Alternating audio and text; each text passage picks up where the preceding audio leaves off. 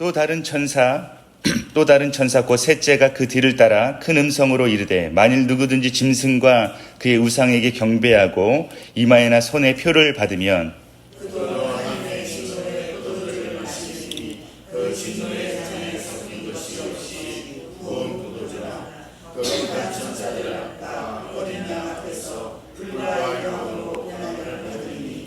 그 고난의 연기가 세세토록 올라가리로다. 짐승과 그의 우상에게 경배하고 그의 이름표를 받는 자는 누구든지 밤낮 쉼을 얻지 못하리라 하더라.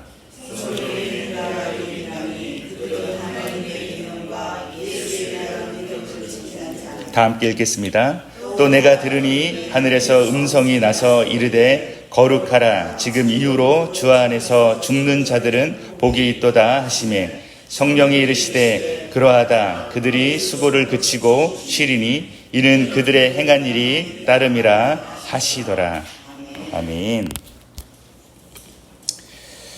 우리가 요한계시록의 말씀을 계속 묵상하고 있습니다. 사실 요한계시록을 저도 읽을 때마다 말씀이 주는 의미를 좀 더 생각해 볼 때가 있고 또 결국의 마지막에 하나님께서 그 모든 일들을 행하시고 또 심판하시고 그 일들을 마치시는 일들을 볼 때에 저의 마음 가운데 있어서도 내가 하나님을 얼마나 경외하고 있는지 다시 돌아보게 되어지는 말씀이 또 계시록 말씀이 아닐까라는 생각이 듭니다.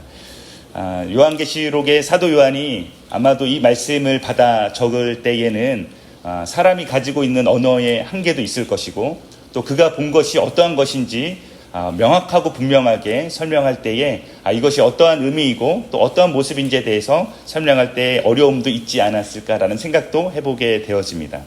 그러나 언어의 한계가 있고 우리가 쓰는 또 사도 요한이 알려주는 어떠한 그런 부족한 부분이 보일 수 있을지라도 하나님의 말씀은 명확하고 분명하여서 오늘 우리에게 들려지는 이 말씀도 우리에게 들려지는 이 말씀으로 말미암아서 하나님이 어떠한 분이시며 어떻게 그분의 일을 행하시고 마치시는지에 대하여서 우리에게 말씀하고 있는 말씀이 또 오늘 말씀이 아닌가라는 생각이 듭니다. 오늘 말씀을 보면 14만 4천이라는 그 사람들이 다시 나타나게 되어집니다. 이 사람들의 특징이 있죠. 이 사람들의 특징을 4절에 이렇게 이야기하고 있습니다. 이 사람들은 여자와 더불어 더럽히지 아니하고 순결한 자라. 어린 양이 어디로 인도하든지 따라가는 자며 사람 가운데에서 속량함을 받아 처음 익은 열매로 하나님과 어린 양에게 속한 자들이니 그 입에 거짓말이 없고 흠이 없는 자들이더라 라고 말하고 있습니다.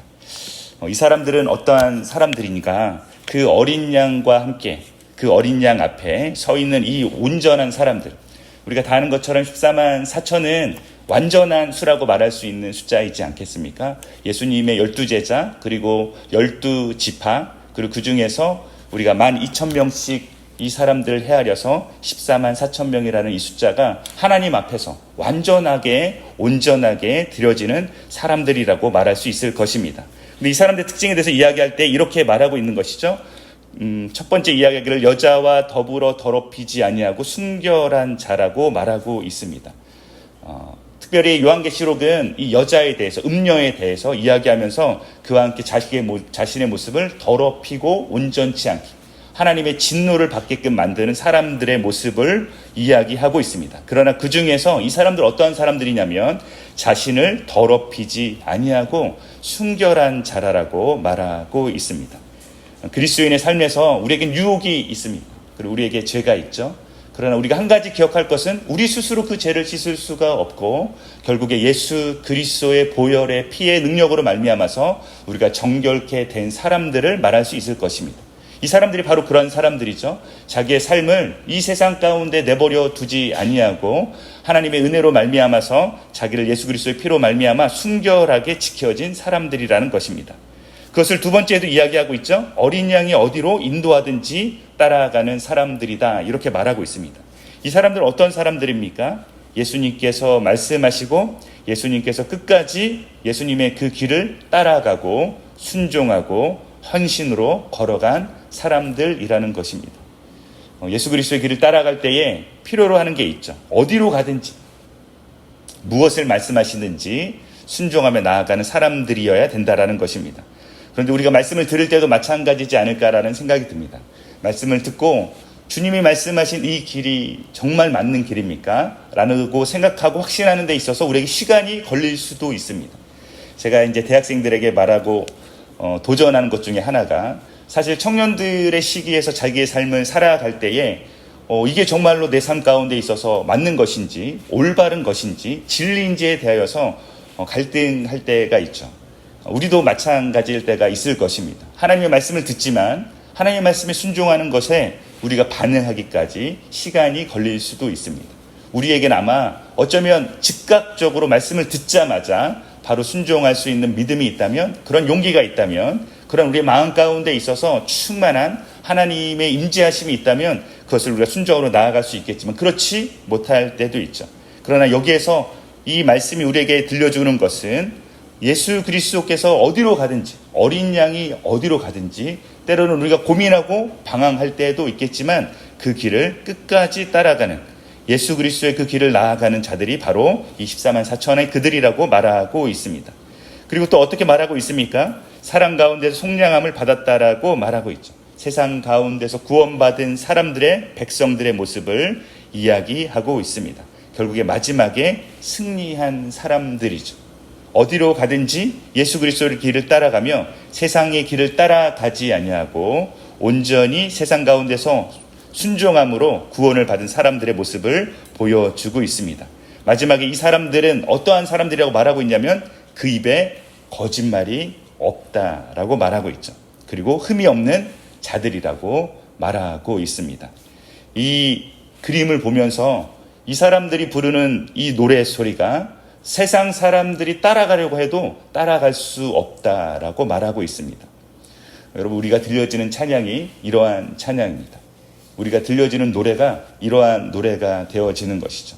세상 사람들이 말하는 그러한 노래와 이야기가 아니라 우리의 하나님을, 예수 그리스도를 따라가는 이 사람들의 모습 가운데 있어서, 우리의 모습 가운데 있어서 우리 마음 가운데 감동으로 나아가고 기쁨으로 나아가고 하나님이 어떤 분이신지 높여드릴 수 있는 노래가 이 사람들에게서 나오는 노래라고 말하고 있는 것입니다.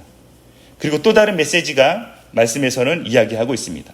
요한계시록의 흥미로운 점은 자꾸 어떤 장면들을 우리에게 보여주고 있죠. 이 장면이 어떤 의미인지에 대해서 우리가 이해하고 해석하기 전에 또 다른 어떠한 장면들을 우리에게 보여주고 또 보여주고 또 보여줍니다.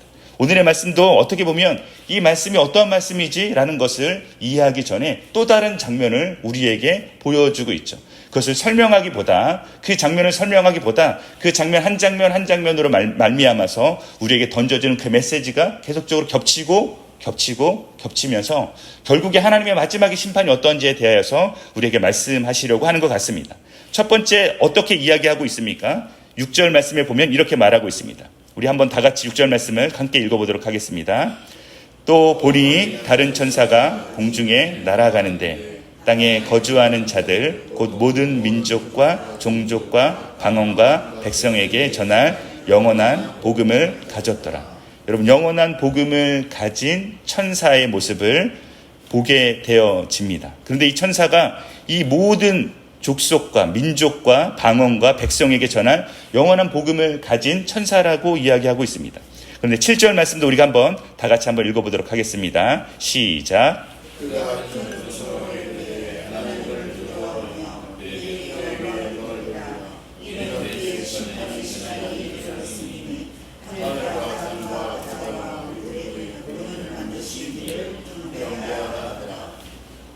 여러분, 복음을 가진 이 천사의 모습을 생각했을 때 아마 복음을 가졌다라고 이야기한다면 우리의 가지는 생각은 그가 복음을 통하여서 기쁨을 줄 것이다, 이런 생각이 들지 않을까요? 그 천사가 가진 복음으로 말미암아 사람들이 구원을 받게 될 것이다. 기쁜 소식이고 즐거운 소식이고 말 그대로 복음이라는 그 의미 자체에 우리에게 주는 굉장히 희망의, 소망의 이야기일 것이다라고 말할 수 있지만 여기서는 어떻게 이야기하고 있냐면 복음을 가진 그 천사가 어떠한 이야기를 전하고 있다라고 말하고 있냐면 하나님을 두려워하며 그에게 영광을 돌리라. 이는 그의 심판의 시간이 이르렀음이니 하늘과 땅과 바다와 물들의 근원을 만드신 이를 경배하라. 이렇게 말하고 있습니다. 복음을 가지고 왔지만 이 천사가 전하는 것은 무엇입니까? 심판의 시간이 이르렀다. 경고의 이야기를 하고 있습니다. 여러분, 복음은 우리에게 구원의 메시지이지만, 그러나 구원의 메시지라는 것은 어떠한 의미도 담겨져 있는 것입니까? 구원에 받지 못하는 심판의 메시지도 동시에 있다는 것을 우리가 알아야 됩니다. 말씀에도 우리에게 이야기하기를 우리는 모두가 다 진노의 자녀들이었고 모두가 다 사망의 자녀들이었다는 것을 우리에게 말씀해 주고 있습니다.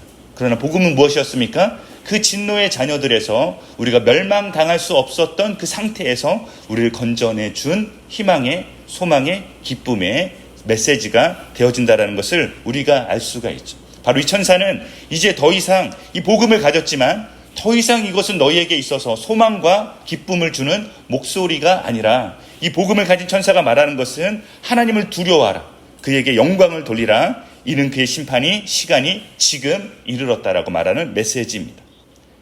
그러면서 또 다른 장면을 우리에게 보여주고 있죠. 8절 말씀입니다. 8절 말씀도 함께 같이 읽어보겠습니다. 또 다른 천사 곧 둘째가 그들을 따라 말하되 무너졌도다 무너졌도다 큰 성 바벨론이여 모든 나라에게 그의 음행으로 말미암아 진노의 포도주를 먹이던 자로다 하더라. 두 번째 천사가 전하는 메시지는 무엇입니까? 바벨론의 무너짐입니다. 요한계시록의 바벨론이 상징하는 것은 무엇입니까? 결국에 이 세상에 가득 타락한 이 세상을 말하고 있는 것입니다. 그것이 결국에 어떻게 되어지냐고 말하고 있냐면 무너졌다 무너졌다라고 선포하고 있죠. 결국에 이 천사가 하는 이야기는 이 첫 번째 천사가 말하는 그 이후에 동일하고 그 이후에 어떤 현상이 일어나는지에 대해서 말해주고 있습니다. 결국엔 바벨론이 행했던 모든 일들, 바벨론이 행했던 모든 다른 나라에게 음행으로 말미암아서 진노의 포도주를 먹이던 이 바벨론, 이것도 무너졌다라고 이야기하고 있습니다. 우리에게 던져지는 메시지는 그런 것이죠. 정확히 바벨론이 어떠한 세력을 말하는 겁니까? 알 수 없고, 언제 무너지는 겁니까? 우리가 어떻게 무너지는 겁니까? 이야기할 수 없지만, 그러나 하나님을 반대하고 하나님을 따르지 않는 모든 사람들, 그 세력들, 그 나라들, 그 민족들이 무너질 것이다라고, 이미 무너졌다라고 마지막 시기에 그렇게 말하고 있습니다. 마지막으로 세 번째 천사가 나옵니다. 9절 말씀입니다. 우리 한번 9절 말씀도 9절, 10절, 11절까지 우리 한번 한 목소리로 또 읽어보겠습니다. 또 다른 천사 곧 셋째가 그들을 따라 큰 음성으로 이르되 만일 누구든지 짐승과 그의 우상에게 경배하고 이마에나 손에 표를 받으면 그도 하나님의 진노의 포도주를 마시리니 그 진노의 잔에 섞인 것이 없이 부은 포도주라. 거룩한 천사들 앞과 어린 양 앞에서 불과 유황으로 고난을 받으리니 그 고난의 연기가 세세토록 올라가리로다. 짐승과 그의 우상에게 경배하고 그의 이름표를 받는 자는 누구든지 밤낮 쉼을 얻지 못하리라 하더라. 여러분, 셋째의 천사가 그 뒤를 따라 큰 음성으로 이렇게 말한다라고 말하고 있습니다. 여러분, 어떻게 보면 다른 천사가 첫 번째 천사가 말하고 두 번째 천사가 말하고 마지막으로 세 번째 천사가 말할 때에 큰 음성으로 이야기하였다고 합니다. 어떻게 보면 가장 크게 이 천사가 말하고 싶은 것 중에 하나이지 않을까라는 생각이 듭니다. 뭐라고 말하고 있냐면 누구든지 짐승과 그의 우상에게 경배하고 이마에나 손에 표를 받으면이라고 이야기하고 있습니다. 저는 이 말씀을 볼 때마다 이것이 어떤 것일까라는 생각을 하기도 하지만, 그러나 분명하게 드러나는 것은 무엇입니까? 구별되어진다라는 것입니다. 그리고 성경은 이 계시록에 말하는 것은 짐승이라고 말하고 있고, 그 짐승과 우상에게 경배하는 것이라고 말하고 있고, 이마에나 손에 표를 받는다라고 분명한 표시를 이야기하고 있죠. 여러분, 앞에서 14만 4천은 어떠한 표시를 받았죠? 이마에 하나님과 그의 어린 양의 이름에 새겨져 있다라고 말하고 있습니다. 그러나 여기에 나오는 이 사람들 어떤 사람들이냐면 정반대에 있는 사람들이죠. 그것을 계시록은 짐승이라고 말하고 있습니다. 어떤 짐승일지 알 수 없지만, 그러나 그거에 대해서 하나님을 대적하고 하나님을 반대하는 분명하게 드러나는 사람들의 모습을 이야기하고 있습니다. 저는 사도 바울이 로마서나 갈라디아에서 표현하는 그의 복음에 대한 표현을 저는 굉장히 흥미롭게 바라본 때가 있었습니다. 특별히 갈라디아에서 어떻게 말하고 있냐면, 우리가 전한 혹은 내가 전한 복음 외에 다른 복음을 너희에게 전하면 천사일지라도 어느 누구일지라도 저주받을지어다라고 말하는 표현이 있습니다. 그럼 사도 바울이 왜 이렇게 말했을까요? 사도 바울이 왜 내가 전한 복음 외에라고 말했을까요? 그가 전한 복음은 예수 그리스도로부터 온전하게 받은 복음이기 때문입니다. 저는 이 말씀을 보면서 우리가 과연 이 복음 앞에 온전히 서 있는가, 아니면 이 세상이 말하는 또 다른 그 복음의 목소리에 우리의 귀를 기울이고 있지 않은가. 정말 하나님의 말씀이, 그 복음이 내 삶 가운데 살아있어서 내가 정말 그 말씀으로 살아가는지, 아니면 내가 잘못 들은 복음으로 말미암아서 잘못 알고 있는, 심지어 그것이 하나님의 말씀일지라도 잘못 알고 있는 그것으로 말미암아서 내가 복음에 잘못된 삶을 살고 있지 않은지, 이 말씀을 통하여서 우리에게 경고하고 있는 것입니다. 12절 13절은 그러한 의미에서 이렇게 말하고 있습니다. 12절에 이렇게 말합니다. 우리 12절 말씀만 함께 읽어보도록 하겠습니다. 성도들의 인내가 여기 있나니 그들은 하나님의 계명과 예수에 대한 믿음을 지키는 자니라.